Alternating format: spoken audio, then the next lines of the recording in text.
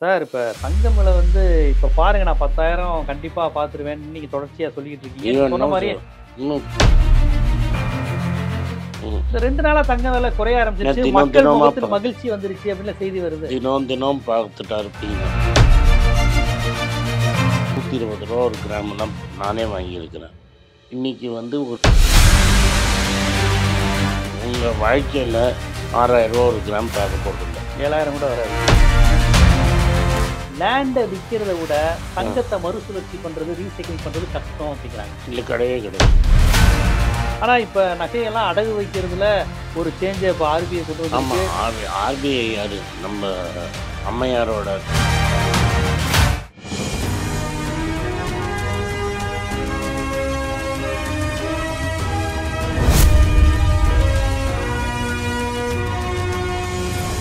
வணக்கம். இன்றைய நேர்காணலில் பொருளாதார வல்லுநர், காங்கிரஸ் கட்சியினுடைய மூத்த பிரமுகர், ஜியோ பாலிடிக்ஸ் நிபுணர் ஆனந்த் சீனிவாசன் அவர்கள். சார் வணக்கம். வணக்கம் சார். இப்ப தங்கம் விலை வந்து இப்ப பாருங்க நான் 10,000 கண்டிப்பா பாத்துருவேன் நீங்க தொடர்ச்சியா சொல்லிட்டு இருக்கீங்க. சொன்ன மாதிரியே இன்னும் கன்ஃபார்ம்டா 10,000 தாண்டும்னு சொல்லிட்டே இருக்கீங்க. இந்த 2 நாளா தங்க விலை குறைய ஆரம்பிச்சிருச்சு. மக்கள் முகத்தில் மகிழ்ச்சி வந்துருச்சு அப்படின்னு செய்தி வருது. தினம் பார்த்துட்டா இருப்பீங்க. 100 ரூபா ஏறினா 10 ரூபா குறைஞ்சிருக்கு. ரைட்டுங்களா? நம்ம எப்படி கவலைப்படணும்னா அது 7,000 ரூபா ஒரு கிராம்னு வந்துருச்சுன்னா என்னை வந்து பேட்டி எடுங்க. இந்த மாத பிகினிங்கில் அது 8,120 ரூபா. இன்றைக்கி அது 8,215 ரூபா. மேக்ஸிமம் நீங்கள் ரொம்ப தாராளமாக சொன்னீங்கன்னா 100 ரூபா குறைஞ்சிரும். 13ஆம் தேதி 8,120 ரூபா, 20ஆம் தேதி 8,320 ரூபா, இன்றைக்கி 8,215 ரூபா. 100 ரூபா குறைஞ்சிருக்கு. ஏறினதோட ஒப்பிடும்போது இறங்கினது ஒரு மேட்டரே இல்லை. பாஸ், நான் வந்து சொல்கிறேங்க, நான் ஒரு கிராமு ஒரு பவுன் 1000 ரூபாய்க்கு கிட்ட பார்த்துருக்குறேன். ரைட்டாக 120 ரூபா ஒரு கிராம்லாம் நானே வாங்கியிருக்கிறேன். இன்றைக்கி வந்து ஒரு இது 8,000 ரூபா கிட்ட போயிடுச்சு. ஸோ உங்கள் வாழ்க்கையில் 5,000 ரூபா ஒரு கிராம் பார்க்கவே மாட்டீங்க. 6,000 ரூபா ஒரு கிராம் பார்க்க போகிறதில்ல. 7,000 கூட வராது. 7,000 கூட வராது. ரொம்ப கஷ்டம். ஆனால் மக்கள் மத்தியில் ஒரு 2 நாளாக ஒரு மகிழ்ச்சி வருது. தங்கம் கடைகள் கொஞ்சம் கூட்டம் வந்திருக்கு.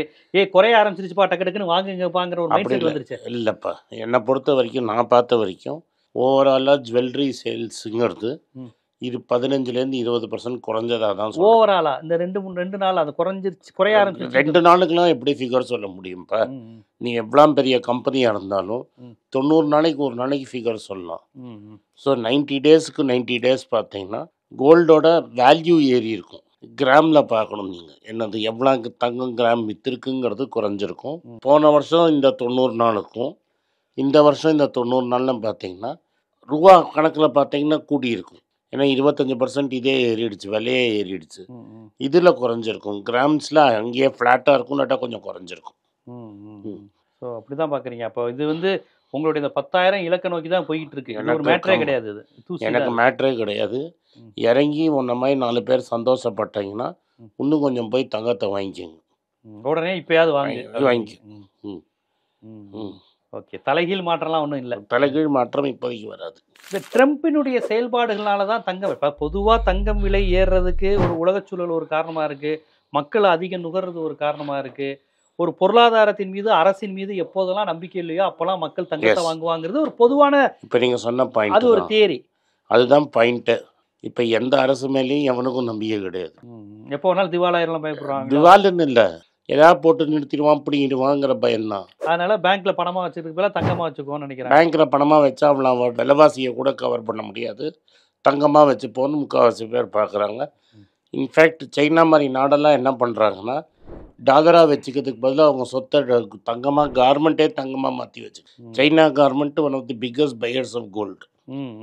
ஸோ கார்மெண்ட்டே தங்கம் வாங்குது. சைனா, ரஷ்யா, டர்க்கி, இந்தியா இவங்க எல்லாமே வாங்குறாங்க. அதை வாங்குவது வந்து ஒரு நல்ல அறிகுறி கிடையாது. பொருளாதாரத்தில் ஒரு வளர்ச்சி நோக்கி இல்லை. எனக்கு டாலர் மேலே நம்பிக்கை இல்லாதனால தானே நான் தங்கம் வாங்குறேன். கேட்டா நான் டாலராக வச்சுருப்பேன்ல. ஸோ எனக்கு டாலர் மேலே இல்லாத நம்பிக்கை தான் நான் தங்கமாக வச்சுருக்கேன். அதனால நம்ம ஊர்லலாம் என்னென்னா பீக்கில் 3 மாதத்துலேயே 15% ஏறிடுச்சுங்கிறாங்க. அப்போ நீங்கள் வந்து நான் பேங்க்கில் பணம் வச்சா எனக்கு 7% தான் வட்டி வரும். 3 மாதத்தில் 15%. நான் என்ன சொல்கிறேன்னா, நீங்கள் எந்த அசட்டை பார்க்குறச்ச நீங்கள்லாம் பூமியை பார்த்து பேசும்போது என்ன சொல்கிறீங்க? 10 வருஷமா இவ்வளோ நேரம் வாங்கினேன்ப்பா, இவ்வளோ ஏறிடுச்சுப்பான்னு. நான் ஓப்பனாக சொல்கிறேன், 2012, 13க்கு அப்புறம் எவனாவது தமிழ்நாட்டில் பெரிய ஊரில் வீடு வாங்கியிருந்தான்னா அன்றைக்கி அதை தங்கத்தை மாற்றி சொல்லு விலையை. 10 வருஷம் போட்டுக்கோ. இன்றைக்கி அந்த தங்கத்துக்கு என்ன விலை, அவன் வீட்டுக்கு என்ன விலைன்னு பார்த்தா அவனுக்கு தெரியும் தங்கம் ஏறி இருக்கா இல்லையான்னு. நீங்கள் இந்த விஷயத்த சொல்கிறீங்க. ஆனால் இது குறித்து பேசும்போது சார் சொல்கிறது கருத்து தான். தங்க விலை ஏறிக்கிட்டே இருக்குது, லேண்டு விலையோடு ஒப்பிடும்போது நம்ம இன்னும் சம்பாதிச்சிக்கலான்னு. லேண்டை விற்கிறத விட தங்கத்தை மறுசுழற்சி பண்ணுறது, ரீசைக்கிளிங் பண்ணுறது கஷ்டம் அப்படிங்கிறாங்க. இல்லை, கிடையவே கிடையாது. ஏன்னா தங்கம் அவனும் அந்த பொருளாதார சூழல்ல தானே இருக்கிறான். செவ்வாய் கிரகத்துல போய் வாங்க மாட்டான். அவன் தங்கத்தோட ரேட்டை பார்த்துட்டு அவனும் யோசிப்பான். நீ எதுக்கு, உனக்கு பணம் வேணும், போய் நீ வட்டி கடையில் வச்சா அவனை கொடுக்குறான். அப்புறம் பணத்தை திரும்பி அடுத்த எமர்ஜென்சிக்கு வச்சுக்க. எந்த பேங்க்கெல்லாம் வட்டி கடை வச்சுருக்கானோ, இந்தியாவிலேயே பெரிய வட்டி கடை வந்து மணப்புரம்னு ஒரு கம்பெனி இருந்தது. அதை வெள்ளைக்காரன் எதுக்கு வாங்குறான் பின்ன? வெள்ளைக்காரன் கோ ப்ரமோட்டர், பெயின் கேபிட்டலுங்கிறவன் க்ரோ ப்ரமோட்டராக இருக்கிறான். ஏன்னா உனக்கு தெரியும் இந்தியாவில் நிறைய தங்கம் இருக்குதுன்னு. அதே தங்கத்துக்கு ஜாஸ்தி லோன் கொடுக்க முடியும்னு தெரியும். அதனால் இப்போ என்கிட்ட நீ வந்து 1000 ரூபாய்க்கு தங்கம் வாங்கியிருக்கிற, இன்றைக்கி 10,000 ரூபாய்க்கு தங்கம் ஆகிடுச்சு. நான் கொண்டு போய் பேங்க்கில் வச்சா எனக்கு 7,000 ரூபா கொடுக்குறான்ல. அப்புறம் என்ன கவலை ஒன்று? நீ வாங்கினது 1000 ரூபாய்க்கு 30 வருஷத்துக்கு முன்னாடி, இன்றைக்கி விலை 10,000 ரூபா, உனக்கு 7,000 ரூபா வருது இல்லை? 5,000 சரி, மோதி வந்தோடனே 2,600 ரூபாய்க்கு வாங்கியிருப்ப. நைட்டா உனக்கு ரீசைக்கிள் வேல்யூ 2,600 வந்தால் நீ ஹாப்பி. நீ 10,000 நீங்கள் கொண்டு போய் பேங்க்கில் வச்சா 6,000 ரூபா தரானே, நீ வாங்கின விலையோட 3 மடங்கு கொடுக்குறானே, நீ எதுக்கு கவலைப்படணும்? தங்கம் போயிடுச்சா திரும்பி வாங்க முடியாது. நீ வித்துட்டன்னு திரும்பி தான் வாங்கவே முடியாது. ஸோ தங்கத்தை வச்சு எடுக்கணுங்கிறீங்க. அவசரத்துக்கு பணம் தேவைன்னா வச்சு எடுக்கிறத தவிர வேறு வழியே கிடையாது. நீங்கள் போய் எமர்ஜென்சியில் கேட்டிங்கன்னா எந்த பேங்க்கும் உங்களுக்கு கொடுக்காது பணம். இதை பேப்பர் கொண்டா, அந்த பேப்பர் கொண்டா, இங்கே கையெழுத்து போடு, அங்கே கையெழுத்து போடுமா. நீங்கள் கொண்டு போய் தங்கத்தை வச்சா அடுத்த நிமிஷமே கொடுத்துருவோம்.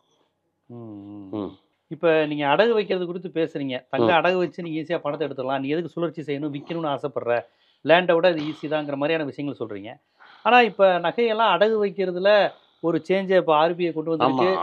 ஆர்பிஐ யார்? நம்ம அம்மையாரோட கண்ட்ரோலில் இருக்கிறவங்க தான்.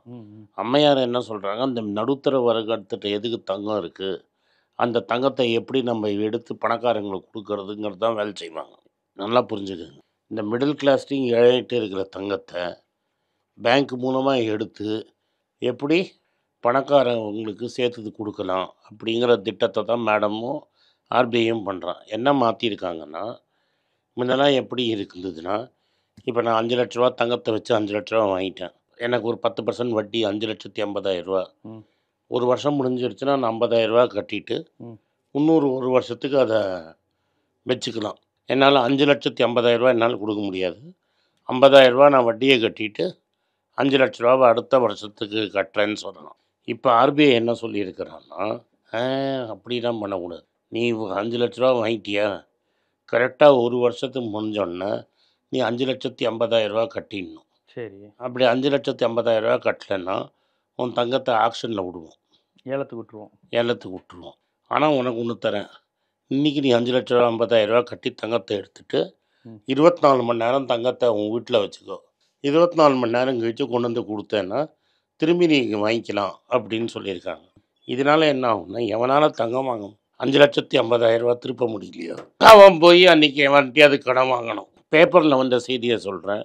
மதுரை அது மாதிரி ஏதோ ஒரு ஊரில் சில பேர் வந்து இந்த பணத்தை வட்டி கொடுறவங்களுக்கு ஒரு ஆசை வந்துடுச்சு. இப்போ ஒரு நாளைக்கு 1,00,000க்கு 2,000 ரூபா வாங்கிக்கிறான். இப்போ உன் தங்கம் மாட்டிக்கிச்சு, வெள்ளை எடுக்கணும், பேங்க் தரமாட்டேங்கிறான். 50,000 ரூபா நீ கொண்டு வந்துட்ட, நான் உனக்கு 5 லட்ச ரூபா கொடுக்குறேன், தங்கத்தை நான் எடுத்துகிட்டு போயிடுவேன். ஒரு நாள் கழித்து தங்கத்தை கொண்டு வந்து கொடுத்துருவேன். நீ என்ன பண்ணணும்னா 5,10,000 எடுத்து எனக்கு கொடுத்துடணும். அப்போ என்னாச்சு, ஒரு நாளைக்கு 1,00,000க்கு 2,000 ரூபா வட்டி, வருஷத்துக்கு 24% வட்டி ஒரு நாளைக்கு கடனுக்கு. அது பார்த்தீங்கன்னா பல 1000% வட்டி. ஸோ நீ பணக்காரனாக இருந்து உன் கையில் காசு இருந்ததுன்னு வைங்க, மொத்தவனா தங்கத்தை வச்சு திருப்ப முடியாமல் கஷ்டப்படுறான்னு வைங்க, அவன்கிட்ட காசை கொடுத்துட்டு அவன் உடனே ஒரு நாளைக்கு விட்டு வச்சுட்டு உங்களுக்கு ஒரு 10,000 ரூபா கொடுப்பான் 5 லட்ச ரூபாய்க்கு, அதையும் வாங்கிட்டு நீங்கள் திரும்பி கொண்டு போய் தங்கத்தை வச்சேன்னா ஒன்று. அப்படி இல்லை நீ ஆக்ஷனில் விட்டுக்கப்பா அப்படின்ட்டேன்னா, ஆக்ஷனில் யார் இன்னொரு மிடில் கிளாஸாக வாங்க போகிறான்? பணக்காரன் தான் வாங்குவான். சேட்டு தான் உட்காந்துன்னு இருப்பான். ஆக்ஷனில் எப்படி வாங்குறதுன்னு அவன் வந்து ஆக்ஷனில் வாங்கிட்டு போடுவான். உங்கள் பணம் சேட்டுக்கு போயிடும். ஸோ நிர்மலா சீதாராமனுடைய நடவடிக்கைகள் எல்லாம் மார்வாடிகளுக்கும் வட இந்தியர்கள் நான் சொல்லப்பா, இது ரிசர்வ் பேங்க் சொன்னது. நீ எதுக்கு தங்கம் வச்சிருக்கிற? பாவம் பணக்காரன், அவன்கிட்ட தங்கமே இல்லை. உன் தங்கத்தை அவனுக்கு கொடுக்கறதுக்கு ஒரு திட்டம் வந்து. அப்படிதான். இதற்கு முன்னாடி இப்படி இல்லை, அடகு வைக்கிறது ரொம்ப அப்படி இல்லை. முன்னெல்லாம் எப்படின்னா 2 வருஷத்துக்கோ 3 வருஷத்துக்கோ நீங்கள் ரோல் ஓவர் பண்ணிக்கலாம். உங்களுக்கு 2 வருஷம் டைம் கிடைக்கும். நீங்கள் வட்டியை மட்டும் கட்டிட்டு நகையை விற்காமல் பார்த்துக்கலாம். இப்போ வந்து டைம் லிமிட் பண்ணிட்டான். 1 இயர். அதில் நீ கட்டி திரும்பி ஃபுல் அமௌண்ட் கட்டி ஒரு நாளைக்கு இருந்துட்டா திரும்பி வைக்கணும்னு ரூல்ஸ் மாற்றிருக்காங்க. 1 இயருக்குள்ளே இல்லைன்னா அவுட்டு. அவுட். இதில் ஏதாவது ஒரு லாபம், இப்போ ஏற்கனவே இருக்கிற முறையில் இப்படி ஒரு கண்டிஷன் வந்தால் 1 இயருக்குள்ளே திருப்பிட்டா உனக்கு கடந்த முறையை விட ஒரு லாபம் இருக்குங்கிற மாதிரி ஏதாவது ஒரு ஸ்கீம் வச்சுட்டு சொல்லுவாங்க. அது என்ன பெருசா? அது முன்னாடியே இருந்தது. என்னன்னா அன்னைக்கு தங்கம் விலை 5000 ரூபா, இன்னைக்கு தங்கம் விலை 8000 ரூபா. அப்போ 4000 ரூபா கொடுத்துருந்தா இப்போ 7000 ரூபா கொடுப்பாங்க. அது தங்கம், அது தங்கம் விலை ஏறினதுனால. ஆமாம். மற்றபடி இது முழுக்க நடுத்தர வர்க்கத்திடமிருந்து பொருளை பறிக்கிற வேலை தான். ஆமாம். ஏன்னா நீ கடன் வச்சக்கூடாது பாரு. உனக்கு கடன் தான் தள்ளுபடி செய்ய மாட்டேன். பெரிய பணக்காரன், நீ கடன் வாங்காம வாழ்ந்து பழகிக்கோ. ஆமாம். பணக்காரன் எவ்வளவு வேணாலும் கடன் வாங்கிக்கிட்டோம், அதை நாங்கள் தள்ளுபடி செஞ்சிருவோம். அதுதான் ரொம்ப அப்பட்டமான கிரானி கேபிட்டலிசத்தை நோக்கி இவங்க போறாங்க. அவர்களுக்காக மட்டுமேங்கிற ஒரு சூழல் நோக்கி போற மாதிரியான ஒன்றா இருக்கு. தங்கம் விலை உயர்வு, ஏற்ற இறக்கங்கள், இதை நம்ம எப்படி புரிஞ்சுக்கொள்ளணும்? இப்போ உள்ள அரசினுடைய செயல்பாடுகளுக்கும் இந்த நிலைக்கும் என்ன காரணம்? இனிமேல் வருங்காலத்திலும் இவர்கள் இந்த பொருளாதாரம், இந்த வங்கி பரிவர்த்தனை, அடகு வைப்பது, தங்கம், நடுத்தர வர்க்கம், இந்த சுழற்சியில் என்ன மாதிரிலாம் போகுதுங்கிறத ஒரு விழிப்புணர்வு பதிவாகவும், இன்னும் சொல்லப்போனால் நடுத்தர சாமானிய மக்களுக்கு ஒரு எச்சரிக்கை விடுக்கும் ஒரு விஷயமாகவும் பல்வேறு விஷயங்களை நடப்பு அரசியலிருந்து மக்களுக்கு புரியும்படி எடுத்து வச்சிங்க. மிக்க நன்றி. நன்றி. வணக்கம். இது ஆனந்த் ஸ்ரீனிவாசன். இது என்னோட பர்சனல் சேனல். மணி பேச்சுக்கு தனியாக ஒரு சேனல் இருக்குது, அது டெலிகிராஃப் சேனல். இது என்னோட பர்சனல் சேனல். நான் என்ன நினைக்கிறேன், நான் வந்து தத்துவ பேச்சை பற்றி என்ன பேசுகிறேன், நான் வந்து பொருளாதாரத்தை பற்றி என்ன நினைக்கிறேன், ஜென்ரல் பொருளாதாரத்தை பற்றி நினைக்கிறேன், என் ஐடியாலஜியை பற்றி நான் என்ன நினைக்கிறேன், என்னோட ஃபிலாசபி, என்னோட நம்பிக்கை, ரமண மகரிஷி, சார்லி மங்கர் பற்றிலாம் என்ன நினைக்கிறேன்னு இதில் பேசுவேன். இதில் வீடியோ அப்டேட் அப்பப்போ வரும். நீங்கள் சப்ஸ்கிரைப் பண்ணிங்கன்னா என்ன நீங்கள் பர்சனலாக ஃபாலோ பண்ணுறீங்க. இது மணி பேச்சு இல்லை, இது இன்வெஸ்ட்மெண்ட் இல்லை.